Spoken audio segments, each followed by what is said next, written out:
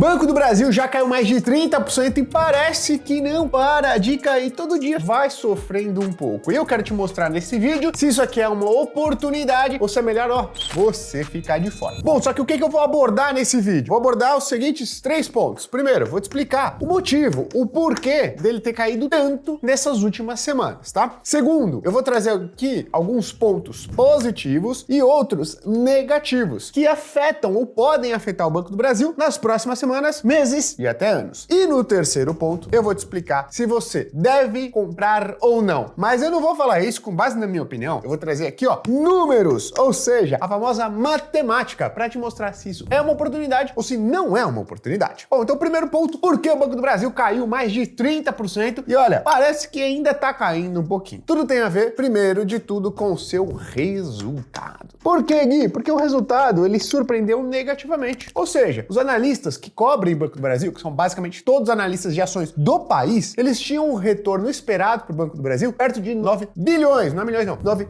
bilhões de reais no primeiro trimestre de 2025. E quanto que veio, Gui? Veio aproximadamente 7,4 bilhões de reais. Você fala, nossa, Gui, pô, não é tanto assim, né? Pô, esperado muito perto. Não, né? A gente tá falando de basicamente 1,6 bilhão de reais de diferença do que era esperado pelos analistas e do que de fato veio. Quase 20%, né, de diferença do que era esperado. E não para por aí, né? O lucro, ele caiu com relação ao ano passado, perfeito? Se a gente for ver com relação ao ano passado, o lucro do Banco do Brasil caiu 20% e com relação ao trimestre passado, caiu menos 23%, ou seja, uma queda de lucro significativa. Aí você vai falar, pô, Gui, é óbvio que eu sabia que o Banco do Brasil caiu porque o lucro não veio conforme esperado. O que eu quero saber é, por que o lucro não veio conforme esperado? Essa é a pergunta correta a se fazer. E se você entende basicamente o funcionamento do banco, talvez você entenda por que o lucro dele não veio conforme esperado. Ué, Gui, como é que funciona o funcionamento do banco? O que é isso? Todo banco ele funciona basicamente da mesma maneira. Ele pega dinheiro com empresas e com pessoas que gastam menos do que ganham, ou seja, elas são poupadoras. Essas pessoas, elas emprestam dinheiro para o banco. E o banco, ele faz o quê? Ele pega esse dinheiro e ele empresta essa grana para outras pessoas e empresas que gastam mais do que ganham. Só que ele faz isso não pela mesma taxa. Ele pega dinheiro a uma determinada taxa e empresta uma taxa bem maior. Ô, Gui, então ele ganha essa diferença? Não só essa diferença, né? Essa diferença aqui, ó, entre o que ele paga para pegar o dinheiro emprestado e o que ele empresta, é o que a gente chama de spread bancário. Ou esse spread bancário aqui, ele é alto, então ele ganha dinheiro com base nesse spread bancário. Significa que o spread dele é menor? Não, né? Porque esse spread, ele precisa ser o suficiente para fazer o quê? Cobrir os calotes. Porque tem uma parte dessas pessoas e empresas que não conseguem pagar de volta o dinheiro para o banco. Então esse spread, essa diferença entre o que ele cobra de taxa e o que ele paga para as pessoas, né, para os poupadores, deve ser suficiente para arcar com os calotes que ele vai tomar, qualquer banco vai tomar calote, melhor que seja um percentual muito pequeno, mas todo banco toma calote, e ainda devolver o dinheiro para essas pessoas aqui, certo? Acrescido desses juros aqui que ele prometeu pagar, e ainda sobrar dinheiro para pagar todos os seus funcionários, todos os aluguéis, todas as despesas, e ainda dar lucro. O Gui, então o Banco do Brasil teve um resultado menor do que o esperado? Por quê? Porque o spread dele foi menor? Ou porque o calote dele foi mais alto? As duas coisas. Primeiro, o que a gente precisa entender? Que a maior parte do dinheiro que o Banco do Brasil, né, que tá aqui no meio, que ele intermedia, né, esse recurso entre poupadores e devedores, esse dinheiro que ele capta aqui, ó, dos poupadores, ele é bem mais atrelado ao quê? A taxa Selic. O que aconteceu com a taxa Selic nos últimos meses, pessoal? Ela tá em 15%, mais alta dos últimos 20 anos. O que aconteceu?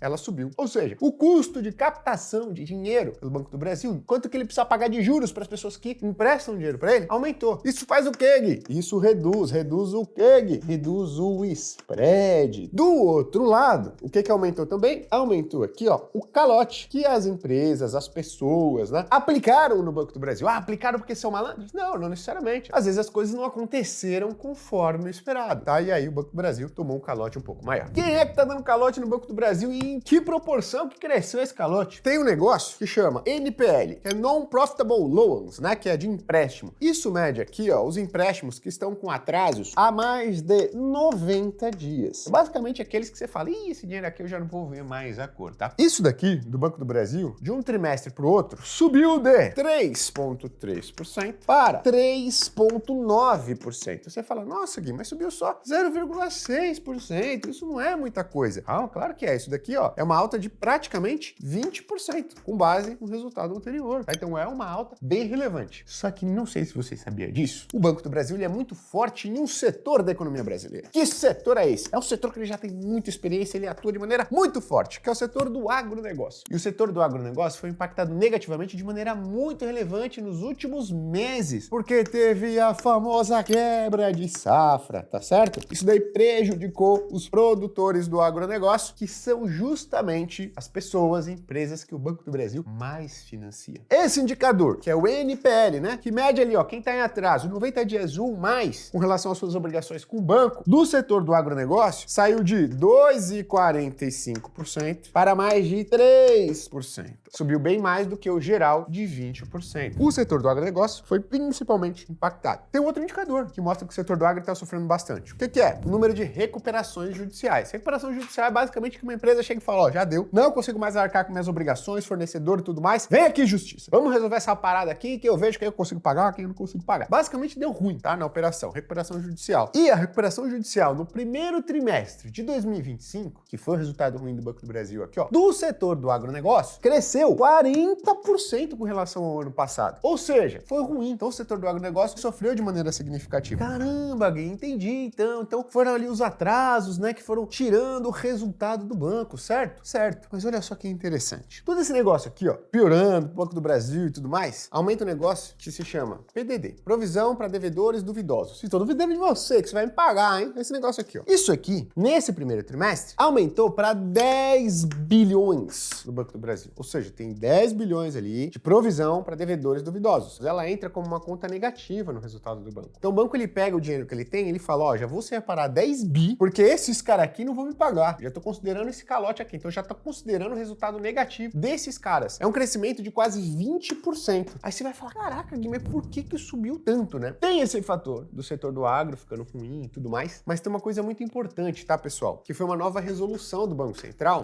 que é a 4966. O que é esse treco aqui? Esse treco é simples, pô. Então, antigamente, os bancos, eles consideravam nessa PDD, ou seja, essa provisão para devedores duvidosos, de quem já estava atrasado. Era o que a gente chamava de perda incorrida. Então, o banco ia lá, emprestava a sua grana, aí essa empresa ou essa pessoa não ia conseguindo pagar, aí o banco falava o seguinte, ih, ó, vou ter calote aqui. Só depois da empresa atrasar e não pagar, estar em atraso com o banco, é que ele ia lá e gerava um saldo para PDD. Isso aqui faz o quê? Reduz o resultado do banco. Teve essa nova resolução do Banco Central, que é essa 4966, e aí os bancos, eles foram obrigados a parar de fazer, né, ou de gerar essa PDD com base na perda incorrida para perda esperada. O que é essa perda esperada, Gui? O banco ele vai pegar com base em alguns indicadores da empresa, das pessoas, e vai falar, olha, a chance de eu ter calote com essa empresa é de X%. E com base nessa minha expectativa de perda esperada, não incorrida, porque não está em atraso ainda, eu vou gerar um saldo para PDD. O grande salto do PDD, pessoal, do Banco do Brasil, ele veio muito por conta dessa resolução do Banco Central. Então ele pegou todo o estoque de empréstimo que ele tinha, muita gente ali que não tinha incorrido em perda ainda, e agora, com essa nova resolução do Banco Central, ele precisou gerar uma PDD, porque agora ele vai gerar PDD, não só ele como todos os outros bancos, com base em perdas esperadas, tá certo? E não incorridas. Esse aqui é um fator muito importante para a gente entender o resultado tão negativo do Banco do Brasil, tá? Então, primeiro ponto, a gente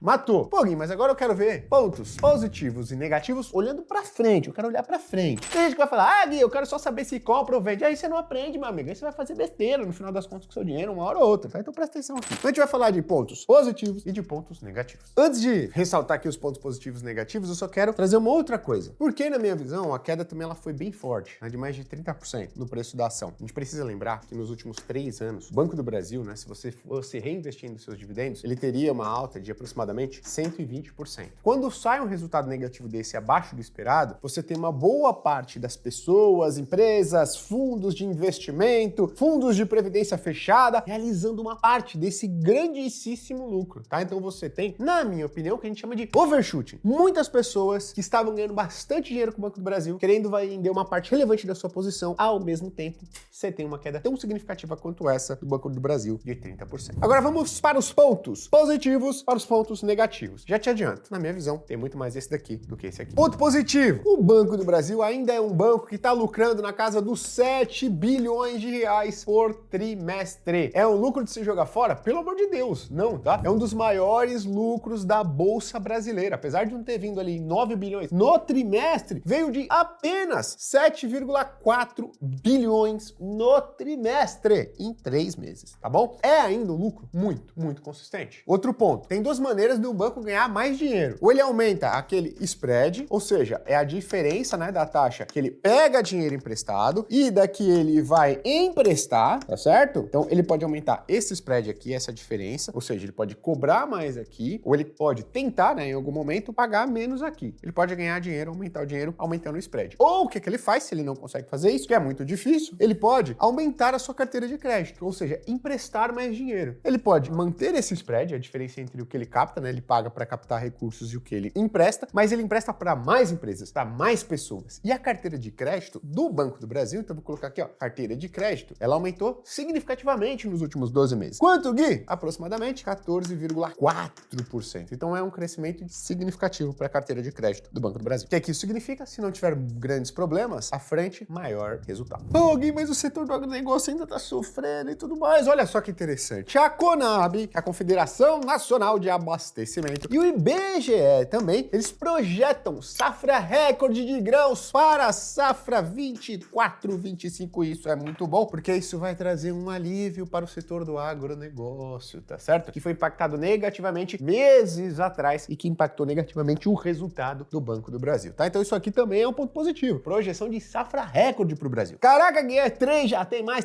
lógico que tem mais, tá? Ajuda do governo. Em maio, o Conselho Monetário Nacional aprovou uma ampliação dos valores destinados ao quê? Ao Plano Safra, que é justamente o plano que visa ali, ó, destinar recursos a taxas bem mais tranquilas para que setor? É para o setor industrial? Não. É para o setor de serviços? Não. Para que setor? Para o setor do agronegócio. Então isso tende a trazer mais uma ajuda para o setor do agronegócio sair dessa situação que ocorreu aí nos meses anteriores. O Gui, mas essa resolução aí do Banco Central, essa 4966 aí, que impactou negativamente o Banco do Brasil, como é que vai acontecer, meu amigo? Ela vai permanecer aí, certo? Correto. Mas o maior aumento dessa PDD, que é a provisão para devedores duvidosos, ela aconteceu porque ela impactou o estoque. Ou seja, foi um impacto pontual. A partir de agora, só os novos empréstimos concedidos pelo Banco do Brasil que vão ter um impacto aqui na provisão para devedores duvidosos e não uma reavaliação do estoque de empréstimos que o Banco do Brasil já tem. Ou seja, a resolução do Banco Central, que vou até colocar aqui, ó, como 4966, ela teve um impacto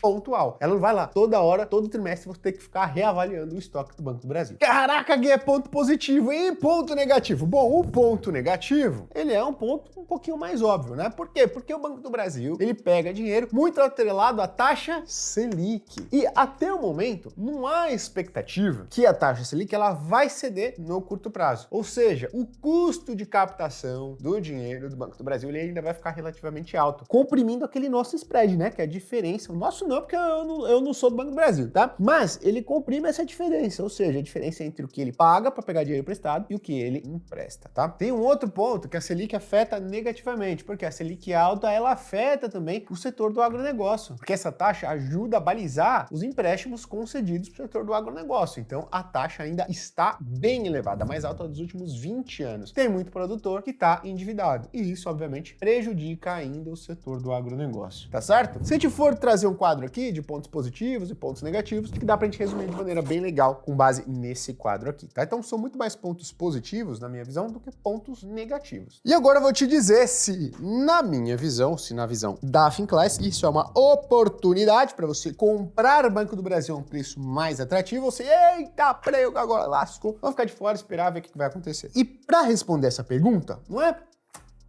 deixa eu ver aqui o que está acontecendo, o que os outros estão falando. Não, a gente faz conta, tá? E o que a gente faz? A gente faz uma matriz de cenário. Então, com diferentes taxas de crescimento para o resultado do Banco do Brasil, que a gente chama de Gzinho aqui, e aqui em cima é o custo de capital do Banco do Brasil, tá? Então, aqui, conforme vai vindo aqui, a gente vai aumentando o custo de capital, e conforme a gente vai vindo aqui, a gente também vai aumentando o resultado, ou o crescimento, na verdade, dos resultados do Banco do Brasil. E sabe o que é o mais interessante? Nós gostamos de ser extremamente conservadores nesses cenários de crescimento. Porque se uma ação ela está atrativa ou ela se mostra em um preço atrativo e um cenário conservador, poxa, se o cenário que vier à frente for um cenário minimamente positivo, a gente vai ganhar mais do que o esperado. E olha só que interessante, o Banco do Brasil, mesmo em cenários conservadores, né, nossas estimativas de resultados conservadores à frente, ele se mostra atrativo. Ou seja, o preço dele parece ser um preço muito bom para você comprar agora, se você visa carregar este investimento para médio e longo prazo. Porque fazendo essas contas aqui, a gente estima uma TIR. O que é TIR, Gui? Pelo amor de Deus? Taxa interna de retorno, que ela ultrapassa o patamar, facilmente, tá? Ela ultrapassa o patamar de 10%. Ou seja, se você compra Banco do Brasil, nossa estimativa em cenários conservadores é que o valor da ação cresça, os dividendos pagos você vai reinvestindo, isso vai te trazer um resultado de IPCA mais na casa de 13% ao ano pelos próximos anos. Caraca, Gui, IPCA mais 13% é bom demais, é bom demais. Você que me acompanha aqui, você já viu eu falando que IPCA mais 7, IPCA mais 7,20, né, vídeos que eu gravei há um tempo atrás, eram excepcionais para títulos públicos. Só que agora eu não tô falando de título público, meu amigo, eu tô falando de uma ação que pode trazer um resultado de IPCA mais 13% ao ano nos próximos anos. Ah, Gui, isso significa que ela não vai balançar, não vai ter volatilidade? Não, mas significa que se esses nossos cenários, mesmo que forem conservadores, eles se materializarem, mesmo assim você vai conseguir ter um resultado, um retorno muito significativo com o Banco do Brasil. Pode ser que no próximo semestre venha alguma notícia negativa, as eleições afetem o mercado de ações como um todo, os investidores percam apetite por ações, e o Banco do Brasil caia? Com certeza. Pode ser que essa Selic alta ainda prejudique lá o spread bancário do Banco do Brasil, prejudique ainda o setor agro e que ela venha cair ainda um pouco mais? Sim, mas o que eu tô falando para você aqui? Se a sua visão é comprar esse ativo e você vai carregar para médio e longo prazo, a tendência é que o seu retorno, olhando para o futuro, para daqui a alguns anos, se aproxime mais disso daqui, tá? Ou seja, te entregue um resultado positivo. Pode acontecer alguma coisa errada no caminho, esse resultado, ele pode mudar, podem mudar os fundamentos? Sim, mas para que você acompanhe isso, já que você não é um analista de ações, uma analista de ações, você precisa assinar a Finclass, certo? A plataforma lá onde mais de 15 analistas fazem o acompanhamento de todo o mercado, renda fixa, ações, fundos imobiliários, de tudo para você. A gente te diz exatamente se é para comprar ou se é para vender um determinado ativo. E detalhe, o Banco do Brasil está na nossa carteira, tá? Então, estou te falando aqui uma recomendação que provavelmente, em nossos cenários conservadores, vai te trazer um resultado muito bom. E as coisas podem mudar no meio do caminho? Sim. Como é que eu faço para acompanhar? Assina a Finclass. Conhece a nossa plataforma, tem um desconto para você se clicar aqui e assinar a nossa plataforma, tenho certeza que você vai gostar, tá? Ah, e detalhe, não é só Banco do Brasil que tá dando uma oportunidade não, hein? Tem várias outras ações, ó, que estão dando tiers, inclusive maiores do que essa. Entra na Finclass e confere lá. Um abraço!